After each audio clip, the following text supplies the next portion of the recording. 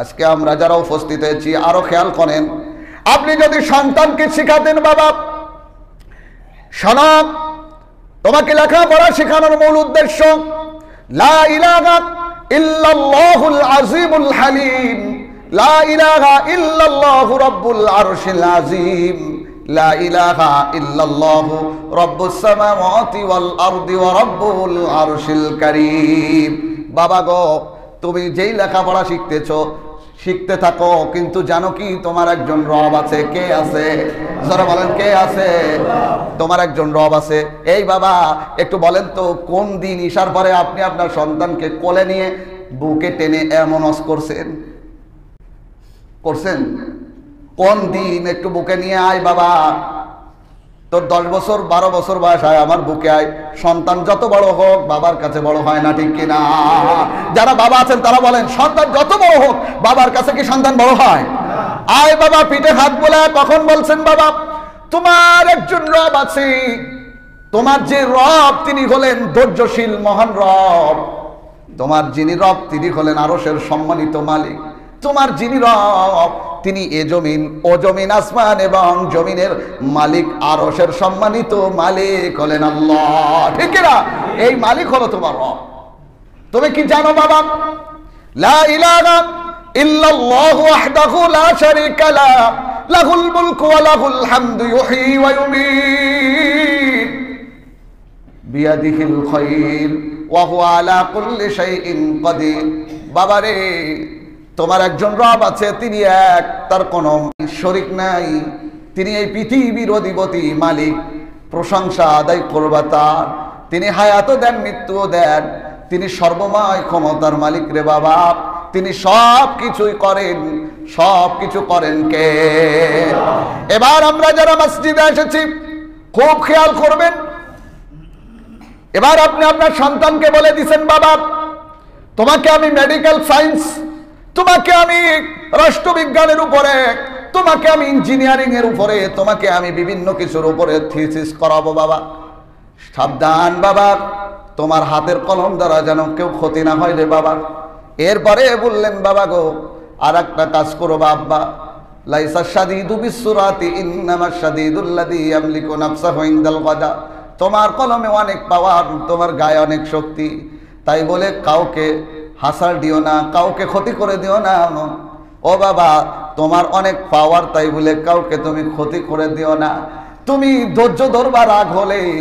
আর ধৈর্য ধারণকারীরে পছন্দ করেন কে?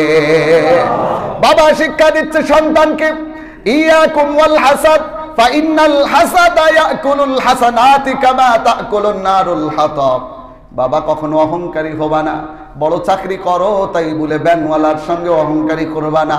বড় চাকরি করো এলাকার মুরব্বীদের সঙ্গে বিয়াদবি করবা না। বড় চাকরি করো বাপ মাকে অসম্মান করবা না, দাদা দাদিকে অসম্মান করবা না রে বাবা। কারণ যদি অহংকার করো, অহংকার এমন একটা মারাত্মক জিনিস, অহংকারের কারণে তার জীবনের নেক আমল শেষ হয়ে যায়, যেমন আগুন দ্বারা লাকড়ি পুড়ায় শেষ করে দেয়। বাবা অহংকারী হয়ো না।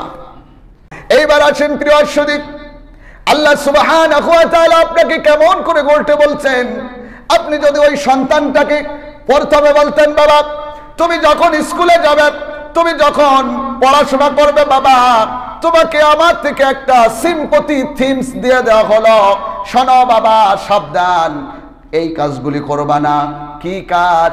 বাবা লা ইয়াদখুলুল জান্নাতা জাসাদুন গুজিয়া বিল হারাম, কখনো হারাম খাবে না।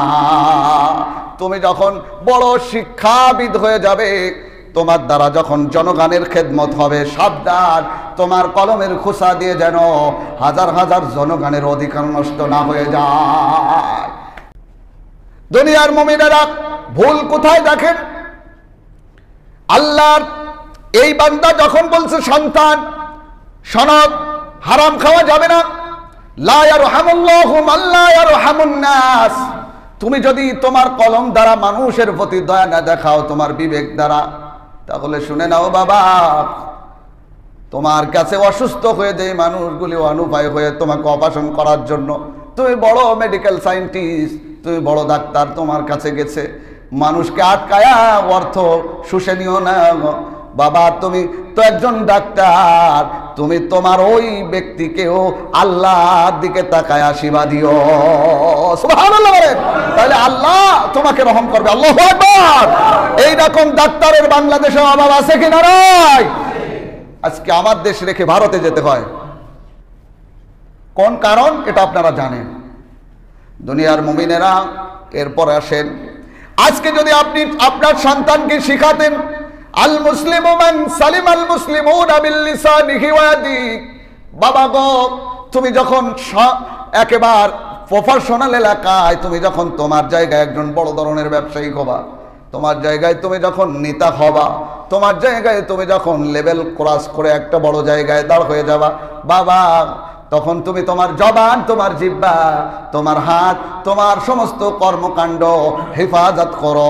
তার কারণ হলো আল মুসলিমু মান সালিম আল মুসলিমুনা মিন লিসানি ওয়া ইয়াদি, খাঁটি মুসলমান ওই ব্যক্তি যার হাত ও মুখ ও জিহ্বা ব্রেন দ্বারা অন্য মুসলমান কষ্ট না পায়। বুঝতে পারছেন? আর এখন কষ্ট পায় কি পায় না? একটু বলেন, জোরে বলেন, পায় কি পায় না? পায় কি পায় না? ঘুম পড়ে রইছে, ওদিকে সিল মেরে কাজ হয়ে গেছে, ঠিক কি না? সন্তান বাবাকে প্রশ্ন করতেছে, বাবা বর্তমান জামানায় চলতে গেলে তো বড় কষ্ট, অর্থ যদি না কামাই করি এই জামানায় চলা সম্ভব। বাবা সন্তানকে বলছো, বাবা তোমাকে একটা বিষয় বলে দিলাম, তুমি সব সময় তোমার রবের কাছে চাইবা আল্লাহুম্মা কফিনি বিহালালিকা আন হারামিকা ওয়া আগনিনি বিফদলিকা আম্মান সিওয়াক।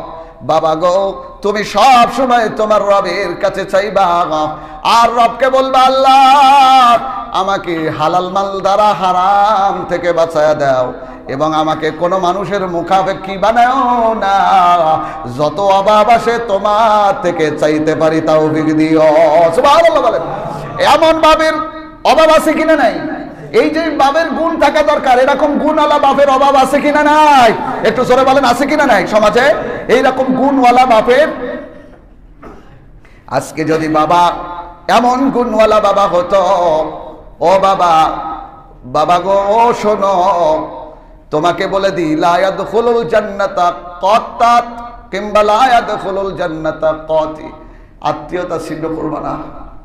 এই মূল গুরুত্বপূর্ণ টার্নিং পয়েন্ট এই জায়গায়, বাবা আত্মীয়তা ছিন্ন করবা না। এইটা কিন্তু আপনি এই একটা ওয়ার্ড দিয়ে আপনার ব্যাপারে বোঝাচ্ছেন আপনার সন্তানকে। বাবা গো আত্মীয়তা ছিন্ন করলে আল্লাহ তাকে জান্নাত দেয় না। কি দেয় না বলেন? আরো জোরে বলেন, কি দেয় না? জান্নাত দেয় না। ও বাবা, মা বাবার সঙ্গে খারাপ ব্যবহার করবা না। কিন্তু আজকে সমাজে স্ত্রীকে দিয়ে মা বাবাকে রেখে দূরে চলে যায়, মাসের পর মাস আছে মা বাবার সাথে ফোনে যোগাযোগ হয় না, ঠিক কিনা? একবার চিন্তা করে দেখেন, আপনি আপনার ছোট বাচ্চাটা 4 বছর থেকে 5 বছর বয়স, এমন সময় গেট থেকে বাইর হইলেই বাবা পাগল হয়ে যায়, মা পাগল হয়ে যায়।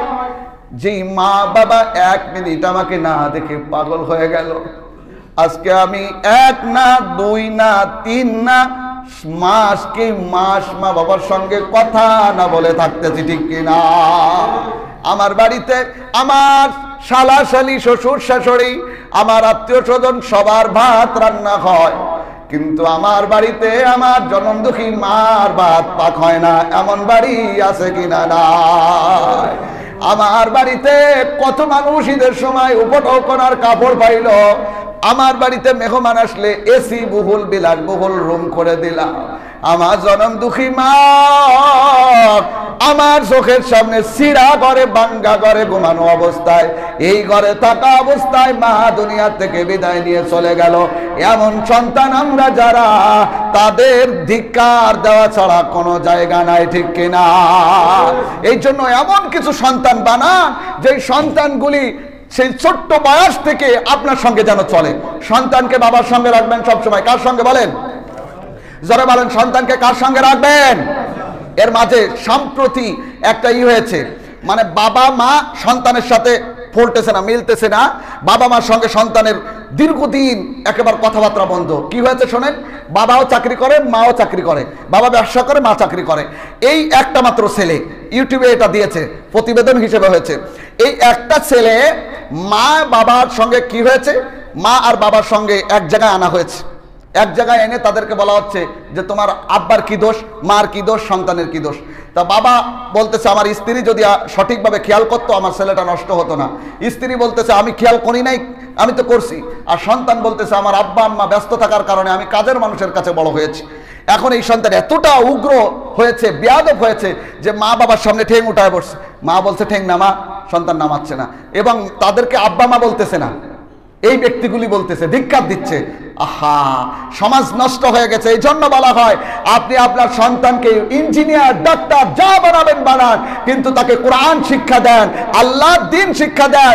ও বাবা, আপনি আপনার সন্তানটাকে নিয়ে খেতে বসুন, এক জায়গায় বসে তাকে শিখান, আপনার সঙ্গে রাখুন। আপনি ব্যবসা করেন তাকে সেখানে নেন, আপনি চাকরি করেন তাকে সেখানে নেন, আপনি ঘরে একবার আলাদা হয়ে সন্তানদেরকে বুঝান। ওরা তো মাটি, ওরা একদিন আপনার কথা বুঝে আবার সেই সঠিক জায়গায় যাবে, ঠিক কিনা? এজন্য আমাদের সমাজে আজকে আমাদের সন্তান নষ্ট হওয়ার কারণে পুরো সমাজটা নষ্ট হয়ে গেছে। আজকে মদক সেবী, ইয়াবা সেবী, গাঁজা সেবী, এরকম আটা জুতার আটা সেবী আমাদের মংলায় আছে কিনা? নাই।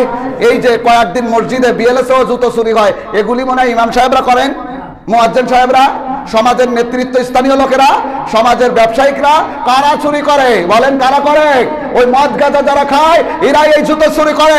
এরা এই জুতো চুরি করে, শুধু তা নয়, মসজিদের মালামাল চুরি করে, শুধু তা নয়, এলাকার মানুষ এই সমস্ত মানুষ থেকে বাঁচতে চায়, ঠিক কিনা? এই জন্য বলতেছি প্রিয় সুধী, আমরা ফিরে আসি। আল্লাহ রাব্বুল আলামিন আমাদেরকে আসার তৌফিক দান করুক। আমিন।